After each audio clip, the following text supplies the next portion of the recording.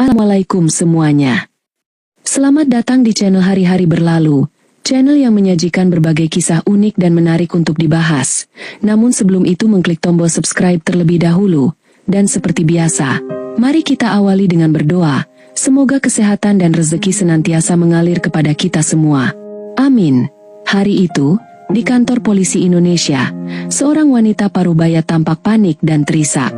Dengan mata yang penuh kekhawatiran, dia menyerahkan berkas-berkas ke petugas yang duduk di depan mejanya. "Anak saya, sudah beberapa minggu nggak ada kabar. Pak, dia pergi kerja ke Kamboja. Katanya untuk jadi tenaga kerja. Tapi sampai sekarang, saya nggak bisa hubungi dia. Saya takut terjadi apa-apa," ucapnya. Suaranya pecah. Polisi itu memandang berkas yang ada di tangannya, lalu menatap wanita itu dengan serius. "Kami akan segera menyelidiki kasus ini. Anda bisa tenang. Kami akan bantu." Wanita itu terlihat sedikit lebih tenang, meskipun ketegangan di wajahnya tak bisa disembunyikan. Anaknya, Siti, yang baru berusia 23 tahun, telah dijanjikan pekerjaan yang menjanjikan di Kamboja oleh seorang agen tenaga kerja.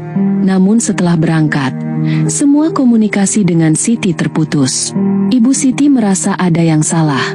Di sebuah ruang penyelidikan yang tersembunyi, Detektif Agus dan timnya merancang strategi untuk menyelidiki jaringan TKW ilegal. Dalam beberapa minggu terakhir, laporan serupa terus masuk. Banyak keluarga yang melaporkan kehilangan kontak dengan anak perempuan mereka setelah dikirim ke luar negeri, terutama ke Kamboja. Agus memutuskan untuk melakukan penyamaran. Agus berpura-pura menjadi salah satu calon korban yang hendak diberangkatkan ke Kamboja. Tanpa sepengetahuan penyalur tersebut, Agus berhasil mendapatkan informasi mengenai cara mereka memanipulasi korban dengan janji pekerjaan bergaji tinggi, tetapi sesampainya di Kamboja mereka akan dipaksa bekerja sebagai pelayan seks dan bahkan diperdagangkan organ tubuhnya. Dalam beberapa hari, Agus berhasil mengidentifikasi lokasi persembunyian salah satu penyalur ilegal tersebut, seorang pria bernama Dedi, yang terlibat dalam jaringan internasional. Setelah berhasil menangkap Dedi, polisi Indonesia mulai menggali lebih dalam, dan mengungkapkan jaringan perdagangan manusia dan organ tubuh yang jauh lebih besar. Tindakannya melibatkan banyak negara, dan ini memerlukan kerjasama internasional. Interpol pun dilibatkan. Detektif Agus dan timnya bekerja sama dengan agen-agen Interpol yang ahli dalam kasus perdagangan manusia. Mereka melacak semua jejak Dedi dan mulai menelusuri transaksi gelap yang mengarah pada seorang pria yang lebih berbahaya. Bos besar dari jaringan perdagangan TKW ilegal dan organ tubuh, seorang warga negara Kamboja bernama Cheng. Cheng dikenal sangat kejam. Tidak hanya memanfaatkan wanita-wanita Indonesia untuk dijual sebagai budak seks, tetapi juga menjalankan bisnis gelap yang melibatkan pengambilan organ tubuh mereka, terutama ginjal. Para korban dipaksa bekerja tanpa bayaran di Kamboja, dan jika mereka sudah tidak berguna, ginjal mereka diambil untuk dijual kepada pihak-pihak yang membutuhkan. Akhirnya, setelah bertahun-tahun bersembunyi, Cheng berhasil dilacak. Dalam sebuah operasi gabungan antara polisi Indonesia dan Interpol, mereka meluncurkan serangan ke sebuah rumah mewah yang terletak di kawasan terpencil di Kamboja. Cheng yang sudah dipastikan keberadaannya, tampak panik saat aparat kepolisian menyerbu tempat tersebut. Rumah itu tampak seperti kediaman mewah dengan sistem keamanan yang ketat. Penangkapan Cheng tidak berlangsung mulus. Saat pasukan Interpol bersama kepolisian Kamboja mengepung villa mewahnya di pinggiran Phnom Penh, Cheng tak tinggal diam. Ia memerintahkan anak buahnya yang bersenjata lengkap untuk melawan. Terdengar suara baku tembak yang memekakan telinga. Peluru berdesingan, kaca jendela pecah berhamburan, dan ledakan kecil terdengar dari sisi belakang bangunan. Selama hampir 30 menit, kontak senjata berlangsung sengit. Namun pasukan gabungan berhasil melumpuhkan anak buah Cheng. Cheng yang mencoba melarikan diri melalui lorong rahasia, akhirnya tertangkap di bagian belakang villa oleh satuan elit Interpol. Di dalam rumah itu, mereka menemukan bukti yang mengejutkan. Beberapa wanita Indonesia yang dilaporkan hilang dalam kondisi sangat lemah. Salah satunya adalah Siti, wanita yang menjadi korban pertama dalam laporan ini. Siti ditemukan dalam kondisi kritis. Tubuhnya yang kurus lemah menunjukkan tanda-tanda penyiksaan.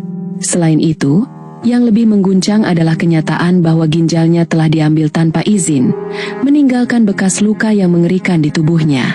Namun, kemarahan para petugas tak terbendung saat Cheng ditangkap. Ia dipukuli habis-habisan oleh beberapa anggota yang tak bisa menahan emosi. Wajahnya lebam, darah mengalir dari pelipisnya. Cheng akhirnya diborgol dan diseret keluar villa dengan muka berlumuran darah. Setelah penangkapan Cheng, polisi Indonesia dan Interpol terus mengungkap lebih banyak kasus. Para korban yang berhasil diselamatkan mulai memberikan kesaksian mengenai apa yang mereka alami selama berada di Kamboja. Mereka menceritakan bagaimana mereka dijanjikan pekerjaan layak, namun kenyataannya mereka dipaksa untuk melayani pria-pria asing, disiksa, dan akhirnya organ tubuh mereka diambil. Kasus ini menjadi sorotan internasional, mengungkap betapa besarnya ancaman jaringan perdagangan manusia yang melibatkan banyak negara. Jaringan yang selama ini beroperasi secara tertutup dan tak terjamah akhirnya berhasil dihancurkan, berkat kerja keras polisi Indonesia, Interpol, dan para korban yang akhirnya mendapatkan keadilan. Namun, meski Cheng dan beberapa kaki tangannya telah ditangkap, masih ada banyak yang harus diperjuangkan.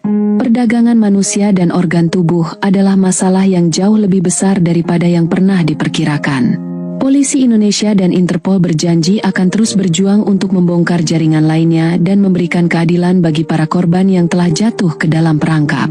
Setelah penangkapan Cheng, kehidupan Siti perlahan mulai membaik. Ia mendapat perawatan medis intensif di rumah sakit, dan meskipun kondisi fisiknya perlahan pulih, bekas trauma mentalnya tetap terasa. Detektif Agus, yang terus mengikuti perkembangan kasus ini, sering berkunjung untuk memastikan bahwa Siti merasa aman. Agus merasa bertanggung jawab atas nasib para korban yang telah diselamatkan, terutama Siti, yang telah menjadi simbol dari banyaknya korban lainnya.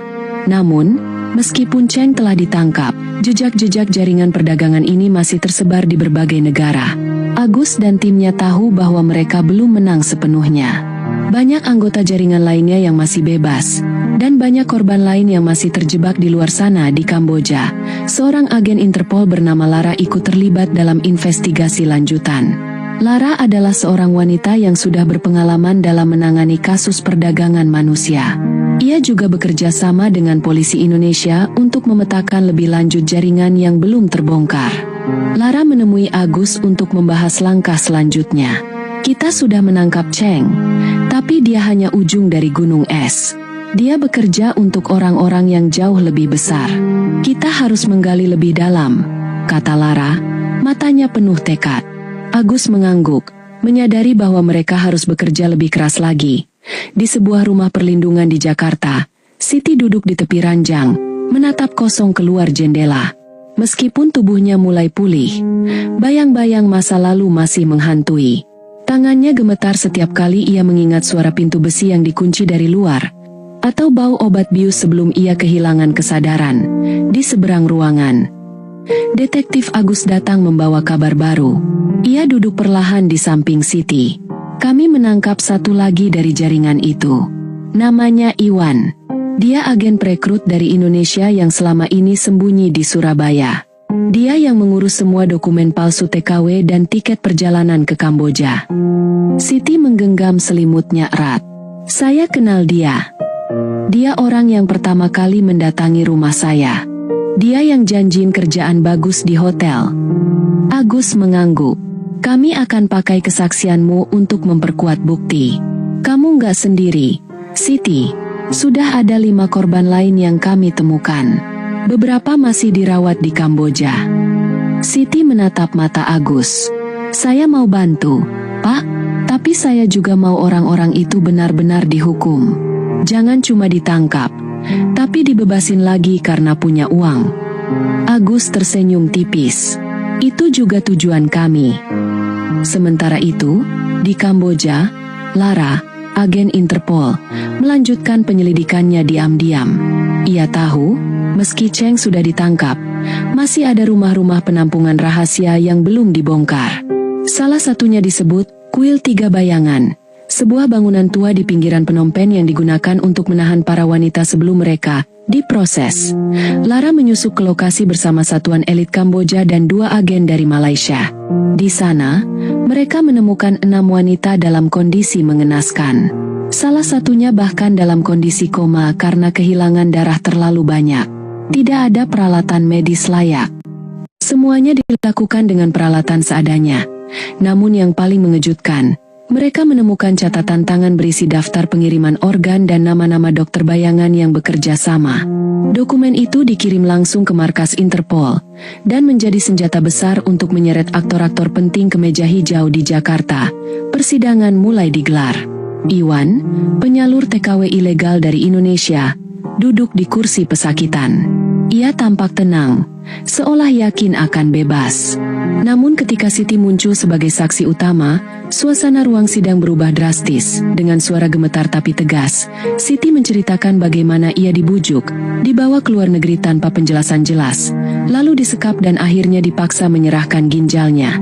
Banyak mata yang berkaca-kaca di ruang sidang, termasuk salah satu jaksa yang terlihat menggenggam meja erat. Pernyataan Siti, ditambah bukti dokumen dan kesaksian korban lain, menjadi kunci utama yang menjatuhkan hukuman seumur hidup kepada Iwan. Di Kamboja, sidang terhadap Cheng dimulai. Media internasional meliput besar-besaran. Cheng hanya menunduk saat para korban berdiri dan menyebut namanya satu persatu. Tak ada ampun. Bukti-bukti terlalu kuat. Ia dijatuhi hukuman penjara seumur hidup. Beberapa bulan berlalu. Rumah perlindungan Siti kini penuh dengan wanita-wanita muda yang berhasil diselamatkan. Ia menjadi semacam mentor, membimbing mereka dengan penuh kesabaran. Agus masih aktif menyelidiki. Kali ini fokus pada pelaku dari pihak rumah sakit swasta yang diketahui membeli organ secara ilegal. Sedangkan Lara pindah ke unit kasus internasional baru, namun tetap menjalin komunikasi rutin dengan Agus. Siti suatu hari menulis surat pada ibunya yang kini tinggal di kampung. Bu, Siti belum bisa pulang sekarang. Tapi Siti baik-baik saja. Sekarang Siti bantu korban lain supaya nggak ada lagi yang ngalamin hal yang sama. Di akhir suratnya, ia menulis, mereka mungkin sudah ambil ginjal saya, tapi tidak akan pernah bisa mengambil harapan saya. Di dunia yang penuh dengan gelapnya kejahatan, selalu ada cahaya kecil yang bersinar, kadang dari tempat yang paling tak terduga. Siti, gadis desa sederhana yang pernah menjadi korban, kini menjadi suara bagi banyak perempuan yang kehilangan kekuatan untuk bersuara. Ia tahu dirinya tidak bisa mengubah masa lalu, tapi ia bisa mencegah masa depan yang sama terulang bagi orang lain. Dengan luka yang belum sembuh sepenuhnya, ia berdiri tegak, menjadi saksi hidup akan kejamnya dunia perdagangan manusia, dan kekuatan manusia untuk bangkit kembali. Detektif Agus, dengan pengalamannya, memilih tetap berada di jalur penyelidikan kejahatan lintas negara. Ia tahu, kasus seperti ini tidak akan pernah benar-benar selesai. Tapi ia juga tahu, satu korban yang terselamatkan sudah cukup untuk membuat perjuangannya berarti. Cerita ini bukan sekadar fiksi. Ini adalah cermin dari kenyataan yang sering terjadi di balik iming-iming pekerjaan luar negeri. Banyak orang terjebak karena kurangnya informasi, desakan ekonomi, dan janji-janji palsu dari oknum tidak bertanggung jawab. Untuk itu, hati-hatilah. Jika kamu atau keluargamu berencana bekerja di luar negeri, selalu gunakan jalur resmi. Periksa legalitas agen penyalur tenaga kerja. Pastikan mereka terdaftar di Kementerian Ketenagakerjaan atau BNP 2 TKI. Jangan mudah percaya pada iming-iming gaji tinggi atau proses cepat. Semakin indah janji, semakin besar kemungkinan itu jebakan. Kumpulkan informasi sebanyak mungkin. Tanya mereka yang sudah berpengalaman, cek ulang dokumen, dan simpan kontak penting yang bisa dihubungi jika terjadi masalah. Laporkan jika mencurigai perekrutan ilegal. Keberanian melapor bisa menyelamatkan banyak nyawa. Ingat, bekerja di luar negeri adalah hak, tapi juga tanggung jawab. Jangan biarkan mimpi berubah menjadi mimpi buruk hanya karena terburu-buru dan tidak waspada. Lindungi diri, lindungi keluarga. Jalur resmi adalah langkah pertama menuju masa depan yang benar. Terima kasih sudah menyimak kisah ini. Jika kamu merasa tergerak, bantu sebarkan, like, share ke teman-temanmu, dan subscribe agar kamu tidak ketinggalan kisah-kisah inspirasi lainnya dari kami. Menyabatkan pisauku ke lengannya, dia meraung. Bang Rizal bertarung melawan 2 orang sekaligus. Tubuhnya lincah, gerakannya terlatih. 1 lawan 1, aku menang. Aku tahu, aku bukan petarung, tapi aku pejuang. Anak Madura tak kenal takut. Akhirnya para pengejar itu kabur. Mereka meninggalkan kami. Aku dan Bang Rizal tertatih saling menahan badan. Bang Rizal membawaku ke tempat aman, sebuah rumah kontrakan kecil di pinggiran kota. Di sana ada beberapa TKI lain yang juga bersembunyi. Malam itu kami rapat, membahas langkah selanjutnya. Bang Rizal berkata, kita harus kumpulkan bukti, kita harus jatuhkan sindikat itu. Aku terkejut, aku kira cukup kabur saja. Tapi Bang Rizal punya rencana besar. Dia ingin membongkar sindikat itu, membebaskan TKI lain yang masih terjebak. Aku melihat teman-teman lain, wajah-wajah lelah, wajah-wajah putus asa. Tapi ada satu yang sama di mata kami semua, api perjuangan. Aku tahu, ini bukan hanya soal aku lagi, ini soal harga diri. Harga diri sebagai manusia, harga diri sebagai anak bangsa. Aku bersumpah dalam hati, aku akan kembali melawan. Aku akan selesaikan carok ini sampai titik darah penghabisan. Malam itu di kontrakan kecil, suasana hening. Semua wajah teman-teman TKI yang duduk melingkar dipenuhi rasa cemas dan letih. Tapi juga ada sesuatu yang lain, nyala semangat yang mulai bangkit. Bang Rizal berdiri di depan kami, tangannya mengepal. Kita sudah cukup jadi korban, katanya dengan suara berat. Sekarang giliran kita memburu mereka. Aku merasakan darahku mengalir deras. Ada sesuatu yang membara di dalam dada. Aku tahu aku tidak sendiri. Kami semua merasa dihina, diperlakukan seperti budak di tanah orang. Bang Rizal membuka peta Phnom Penh yang sudah lusuh. Dia menunjuk beberapa titik. Ini markas mereka. Gudang itu, tempat mereka sekap banyak TKI baru. Lalu ini, rumah bos besarnya. Orang Kamboja campuran Vietnam. Nama aslinya Huy Tran, tapi di sini dia dikenal sebagai Pak Tien. Nama itu terdengar seperti racun di telingaku. Pak Tien, orang yang mengatur semua ini. Orang yang membuat kami jadi hewan buruan di negeri orang. Kalau kita cuma kabur, sindikat ini tetap hidup. Akan ada lebih banyak mat lain yang disiksa, dijual, mungkin dibunuh, lanjut Bang Rizal. Aku menggenggam pisau kecilku. Bagaimana caranya kita melawan mereka? Tanya salah satu TKI, suara gemetar. Bang Rizal menatap kami satu persatu. Kita kumpulkan bukti. Kita serang di saat tepat. Kita tunjukkan bahwa kita bukan budak. Kita anak Indonesia, berani mati tapi pantang injak. Malam berikutnya, kami mulai bergerak. Aku, Bang Rizal, dan 2 orang lain. Kang Asep dari Bandung, dan Bang Jono dari Lampung. Kami jadi tim pengintai. Kami menyamar sebagai pemulung, mengorek-ngorek sampah di sekitar gudang penyekapan. Aku pakai jaket robek, wajahku dicoret-coret arang agar tampak lebih kumal. Kami lihat dari jauh. Di dalam gudang ada banyak TKI baru.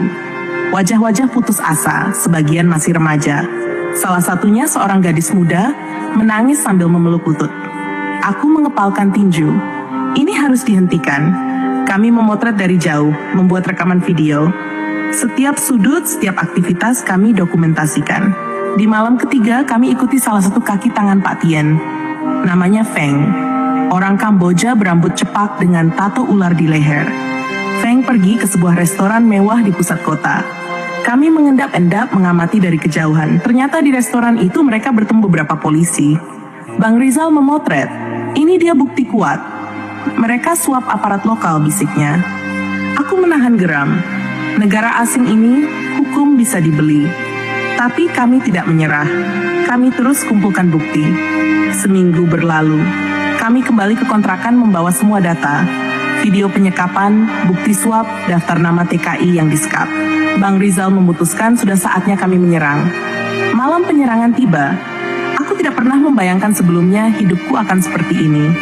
Bersama kawan-kawan seperjuangan, kami semua bersenjata seadanya, pisau dapur, kayu, besi tua. Kami bukan tentara. Kami hanya manusia biasa, nekat karena putus asa. Kami serbu gudang itu jam 2 pagi. Aku dan Bang Rizal memimpin. Kami dobrak pintu. Teriakan membelah malam.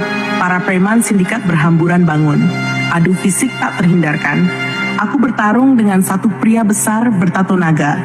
Dia menyerang dengan batang besi. Aku menghindar lalu balas menghantamkan kayu ke kakinya. Dia jatuh. Aku segera memborgol tangannya dengan tali plastik. Yang lain juga bertarung. Kang Asep melemparkan tabung gas kecil ke dalam, membuat ledakan kecil yang mengacaukan barisan musuh. Gadis-gadis muda dan beberapa pria kurus keluar berhamburan, menangis ketakutan. Lari ke mobil.